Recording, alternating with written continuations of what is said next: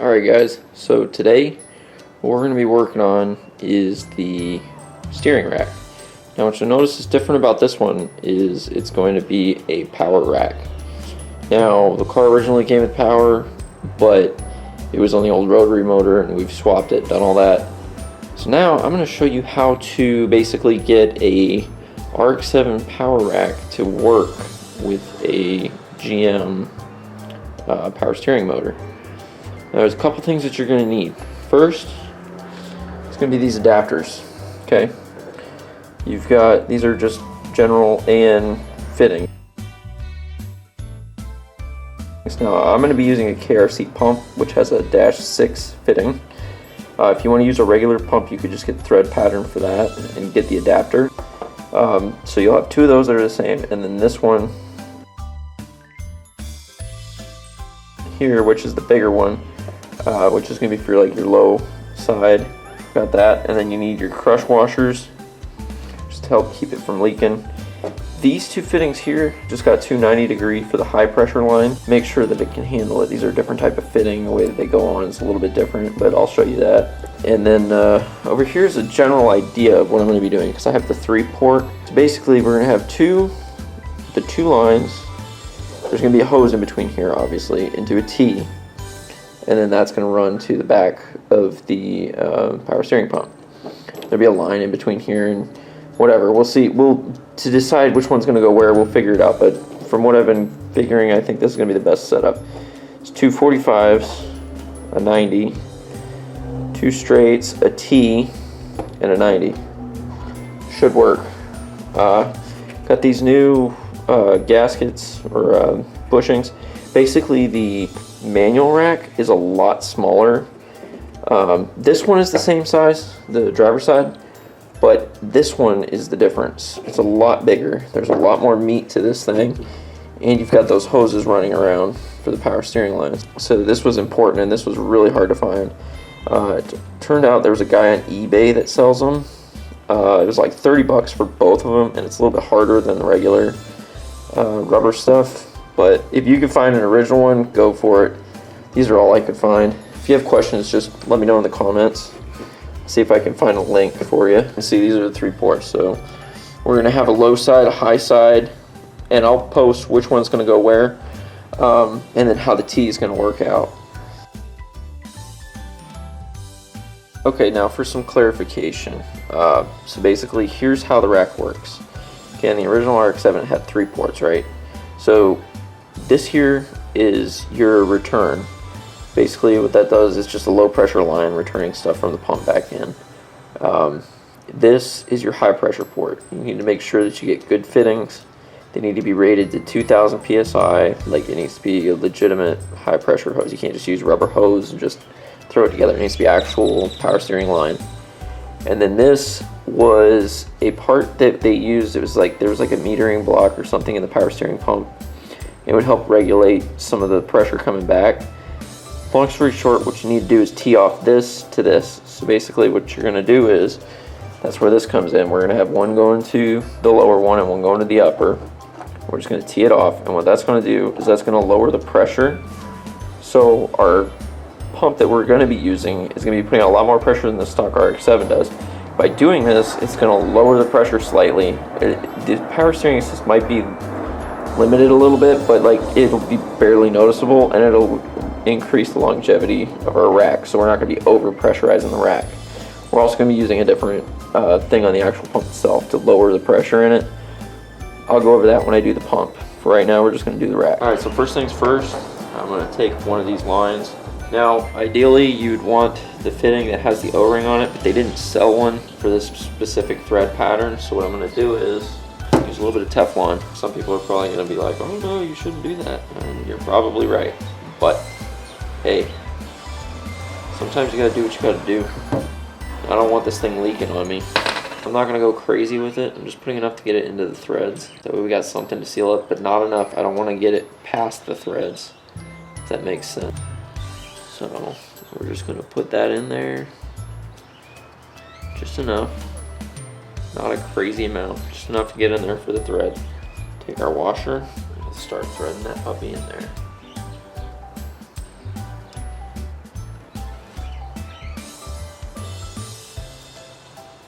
Okay. Now, this is where the adjusty wrench comes in. If you can't find the size of something, this thing's great.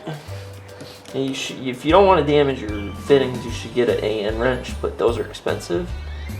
And I don't have a lot of money, so I'm going to be careful. And I'm just going to use a regular adjustable wrench. What I'm doing too is making sure that this O-ring stays fairly centered before I get it to tighten up too much, so that way I can definitely get it lined up so there's no gap on there so I can move it. Okay, so now what I'm doing is I'm just centering the gasket before I tighten it down.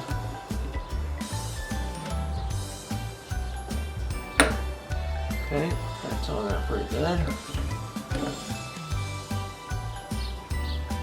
Don't want to overdo it. It's on there. Hopefully we should be good with that. Alright, so now we'll do the next one. Same thing. We'll grab this. Grab some Teflon. Just like so. Not a lot, just nice and light. Nothing crazy. These threads are clean, it's a brand new piece, so I don't have to worry about there being gunk in there. I'm not reusing old stuff. If I was reusing old stuff, you want to take a wire brush, clean it out real good. Make sure there's nothing in there to gunk up your threads.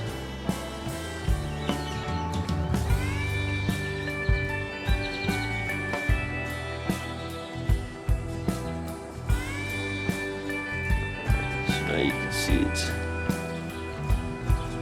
nice and covered, but it's not a real heavy coat. So now we'll take our gasket. Well, it's a copper crush ring technically, but I'm gonna call it a gasket. Now I'll start tightening this puppy down. Nice and careful. Always start it by hand so you don't cross thread it. If you just go doing it with a wrench, there's a good chance that you're gonna take it and mess it all up.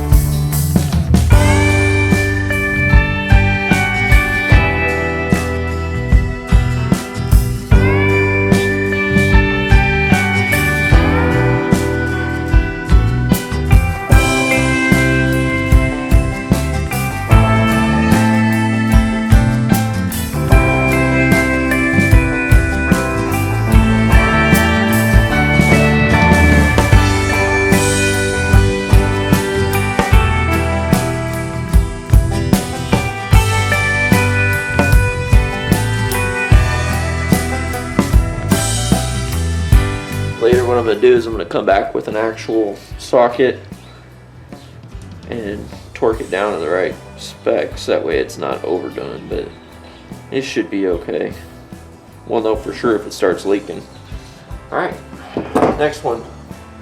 Now this fitting, they happen to have with the O-ring. The O-ring's already inside there, it kind of popped out, but here's the thing. So I'm a little crazy and I'm going to put Teflon on it because why not? So there's one thing I hate, it's freaking leaks. Okay, so like I can't stand when that happens.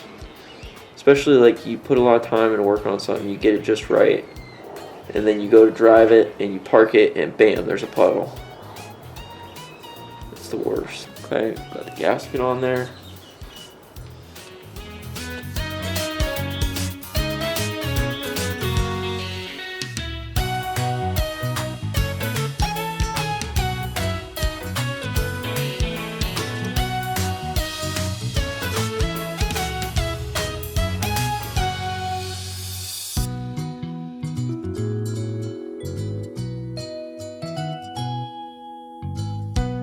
That gasket's not doing much, so I look like an idiot, but that's okay because I am one. So here's what we're gonna do. We are not going to use the gasket on account of it has an O-ring. See? Okay. So if you can see, This thing has an O-ring right there already on it, right? So what that's gonna do is seal it for us. So evidently we don't need a lot of thread in this to make it work.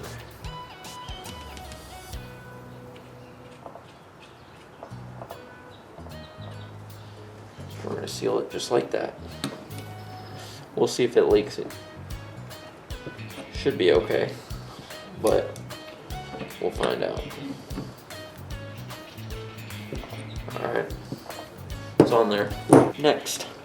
Alright guys, so here's what we're gonna do. I got both sides off.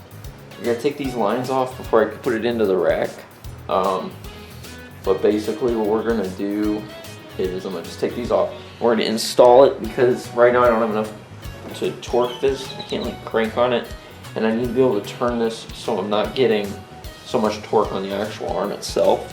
So what we're gonna do is we're gonna mount this onto the car, and I'm gonna undo these on the car because I need to be able to get some leverage, and I can't get it on here because it's just moving all over the place. So but first we gotta take these lines off and then reinstall them once it's on the car. So let's do that. Adjusting wrench. Best tool in my toolbox. So big thing to remember for this line: lower line, close line, far line. Mix them up and it's gonna be running like shit. You'll feel like your wheel's about to fall off. So don't do that. That would be very bad. Now, obviously, whatever, if you're doing this for a different vehicle or whatever, it might be different. Just make sure you put the right line in the right area. Don't mix them up.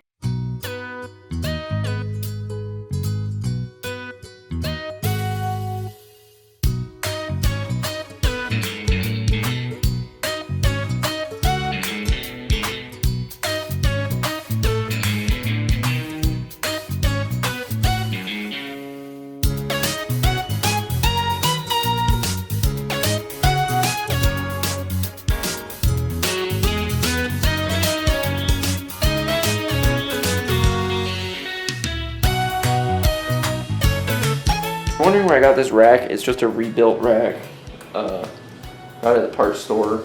Nothing special. Had a manual rack in it for a while, and that was good. Like if I was going to do some road racing, I probably would have stuck with that. But for drifting, you really need power steering.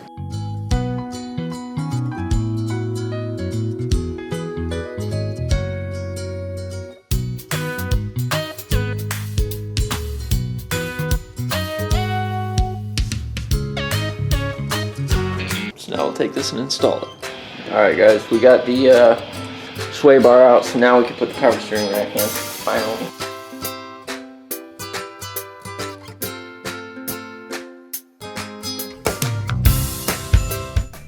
Okay, so what we need to do now is get this line in. Problem is, it wants to go into the upper hole, and it really needs to go into the lower hole. That's what she said. Anyway, so yeah, so basically it's going to try to fight you, and it's going to want to go into the wrong side, but you want to try to get it into the lower one if you're doing the bottom one first. But for whatever reason, it wants to go into the top. You just got to make it go the other way. If you have to bend it, that's what you got to do.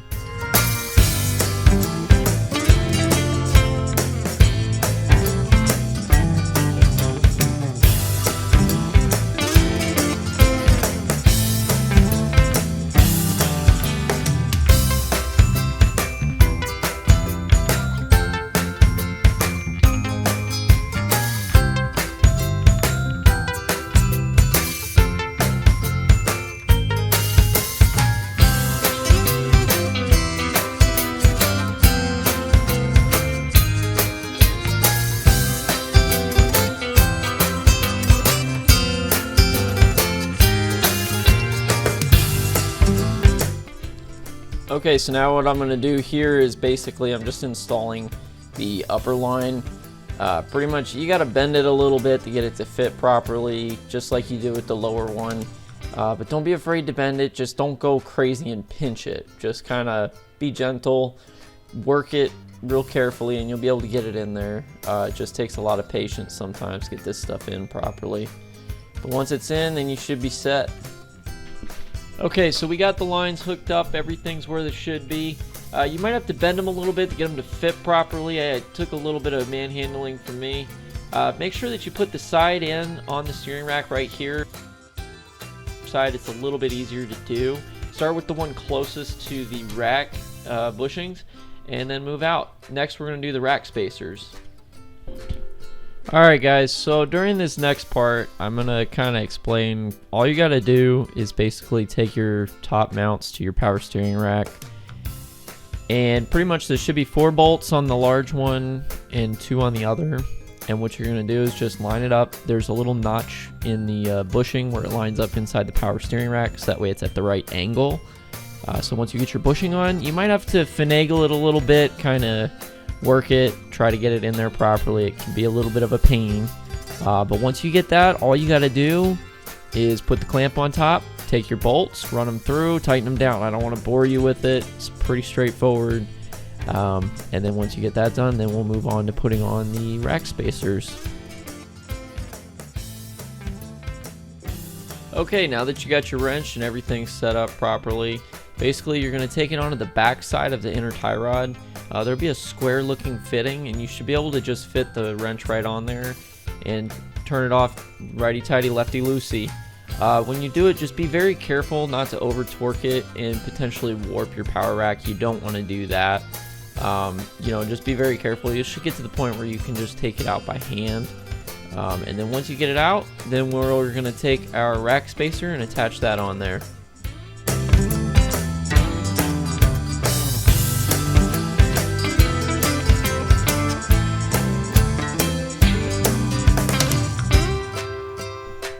Okay, so now we have our rack spacer.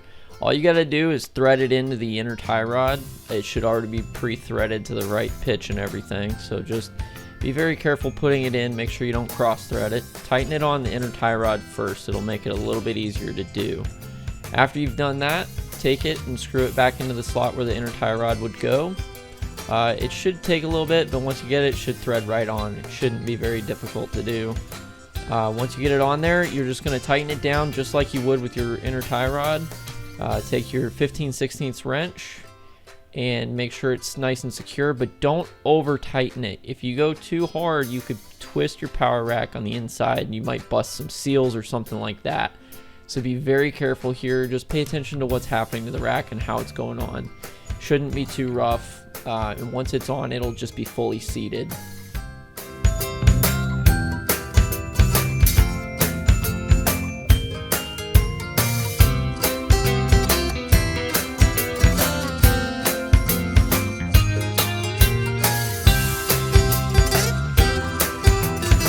Alright, so there you have it, rack spacer install. Okay guys, thanks again for watching. If you made it this far, you're the real MVP. Just wanted to say we really appreciate when you guys watch these videos. Pretty much what we got left is a few little things to tidy up. I didn't show the pump yet because I got another video for the KRC pump. You'll be seeing that pretty soon. Austin wasn't in the video just because a lot of this stuff I had to do on my own. He had school, my school schedule was separate. Stuff happens. But I just wanted to make sure that this was a good how-to for anybody that's got an RX7 that's trying to convert it to power steering. I know it's kind of, there's nothing, it's kind of hard to figure out, and I hope this kind of spells it out. It does work. I haven't had any problems with it, no leaks. So this is legitimate, I promise it works. If you have any questions about it, let us know down in the comments. Just put it down there and we'll try to answer it for you. I can't get to all of them, but if I can, I will. And yeah, I hope you guys enjoy this. I hope it wasn't too boring. Keep drifting fun, guys. You want to say goodbye, Apollo? Say goodbye to the people. Bye everybody, see you in the next one.